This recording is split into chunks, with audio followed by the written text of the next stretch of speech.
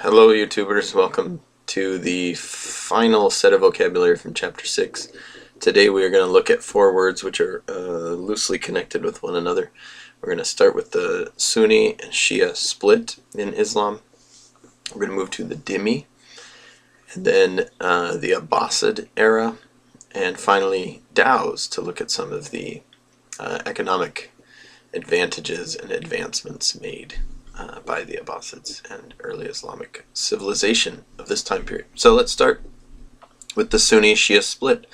So from the very beginning of this new religion of Islam, from the death of the Prophet Muhammad, peace be upon him, people felt differently about who should lead the religion. And so immediately there was kind of this division within the religion about whether it should the leadership position should go to one of his trusted friends and advisors, Abu Bakr, who did take the role of leadership, or his relative Ali, who, since he was related to the Prophet, many people believed he should be in charge.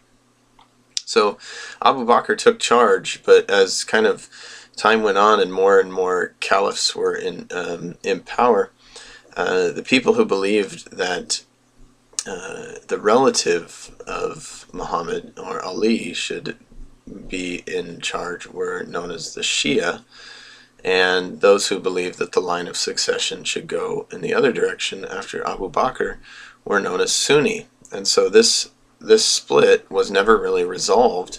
They tried to talk it out and come to a compromise.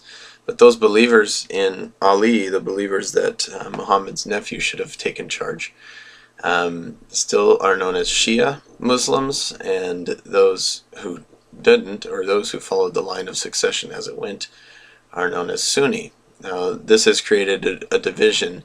Mainly the division is based on who people feel is the rightful leader, or what the rightful leadership base was. But there are minor differences in practice and ritual that are involved with either being Sunni or Shia. Shia tend to be the more conservative branch of Islam than Sunni. Sunni has the wider and more universal appeal. So I think today it's something like 85% of Muslims are Sunni Muslims, and the rest fall somewhere in the Shia category. And most Shia Muslims live in and around Iran, the country of Iran. So if you look at a map of Shia Sunni, you see that the split is pretty distinct, but that Sunni Muslims are more widespread. The next word is dhimmi, and dhimmi simply means people of the book. And as Islam started to grow and spread, these Muslim conquerors found lots of Christians and Jews living in the area that they conquered who were unwilling to convert to Islam, or for one reason or another didn't. And so for the most part, these are what the dhimmi are called. Dhimmi are people of the book, and the book being the Bible, specifically Christians and Jews. This word dhimmi would later extend to anybody who was not a Muslim in the empire, and so dhimmi became somebody of another religion. Now, usually taxes were higher. They would have to pay what's called a jizya, or a head tax.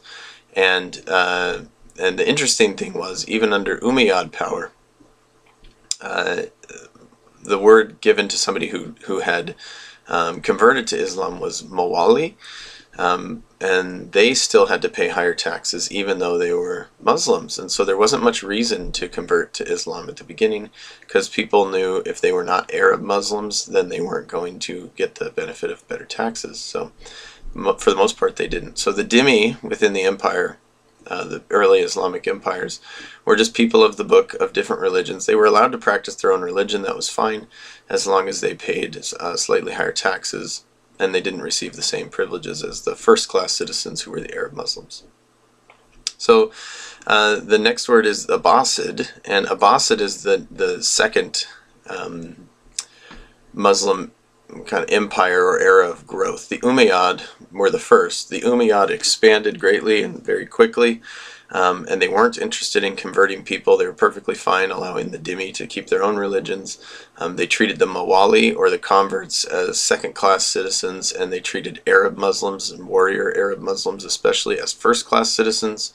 But the Abbasid era came about when many Muslims grew dissatisfied with the Umayyad leadership, and the idea that the Umayyads were living kind of this life of luxury instead of really focusing on what the Prophet Muhammad, peace be upon him, would want.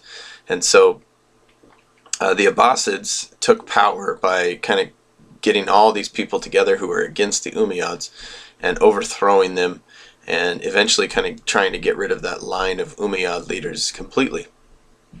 So the Abbasid era was really defined by the fact that they reorganized government to be a little more highly organized, but they also did something very different from the Umayyads, which was allow the Mawali, or the converts, to attain equality with who used to be the first-class citizens, the Arab Muslims. And so after a while, this idea of a hierarchy of Muslims, the Arab Muslims being kind of the top piece in society, and then converts, and then people of the book, started to disappear. And as long as people converted to Islam, they were seen as equal. And so this was kind of one of the very distinctive features of Abbasid time periods.